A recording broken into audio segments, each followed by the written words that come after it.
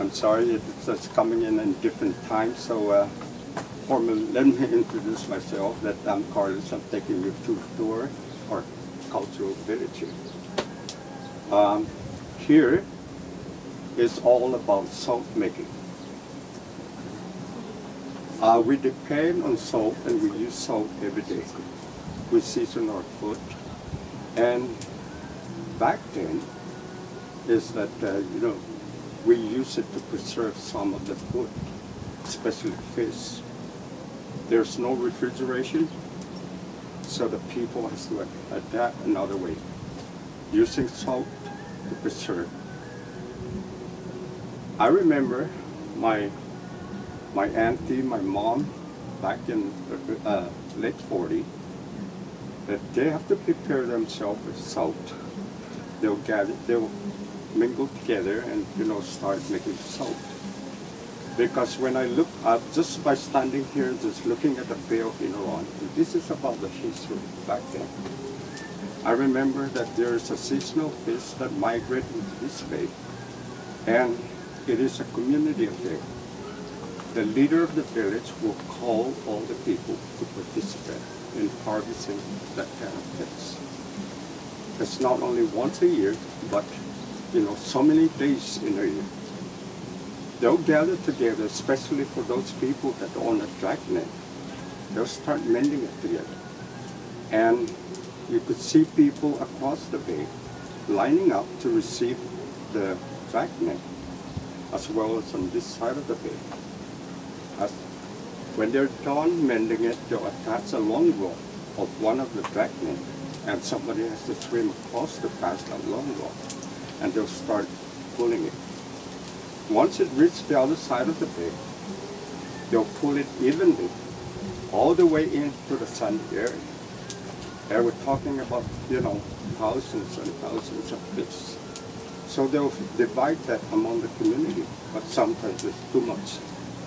And I remember the island power got down here in 1957. The tap water got down here in 1956. But that doesn't mean that because there's island power, everybody has a power at home. There's always a setback. So during that time, they used salt to preserve. They could eat as much as they can, but you need to preserve some of it, that you cannot really eat it all. One way is that they cut the fish in half, apply heavy salt on it, put it on the sun to sun dry it. And then another way is you cut the fish in half and just put salt on it and put it on a tight pan for another time use. If you don't do that, the fish will get spoiled. In 8 hours, the fish will start getting spoiled. So that's another way of preserving it. Every day, this is about 10 gallons of water, seawater. Every day when we come, we open the door and start the fire. And every other day we have to scoop the salt out from this one. Right now it's beginning to make salt. Oh my God. This is pure salt water.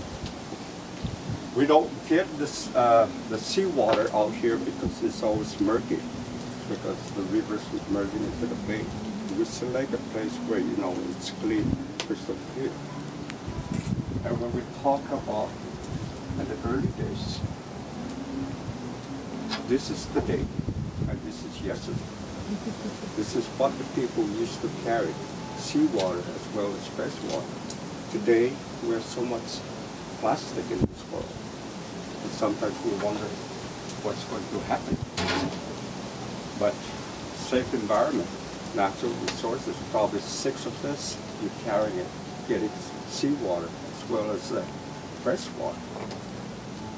And probably this could hold to about almost 2 gallons here of water.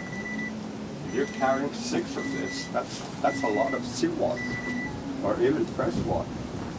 And for our convenience, this is what we use today. Right? We produce about 1.5 pounds every other day by just boiling the seawater here. You got a good firewood. I don't see good firewood right now, but usually we select wood like this and we start burning. You know, and like I said, we produce about 1.5 pounds every other day. But we put it on the sun to, you know, to dry it. This is the product.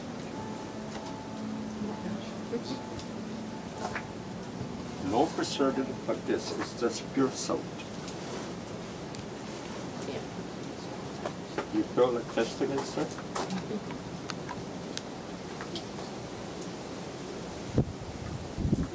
You notice it crystallized, and you know you can make it very fine by just smashing it.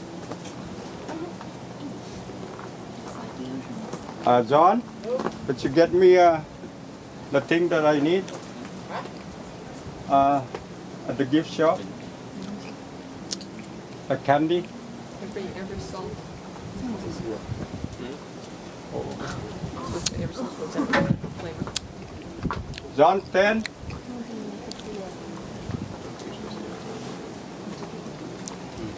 Hold on.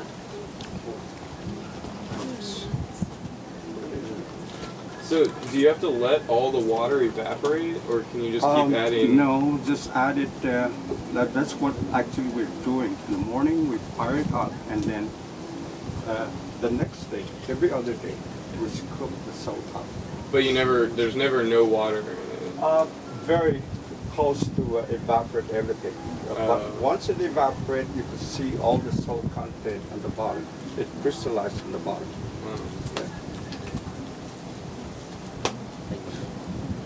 Salt later. Huh?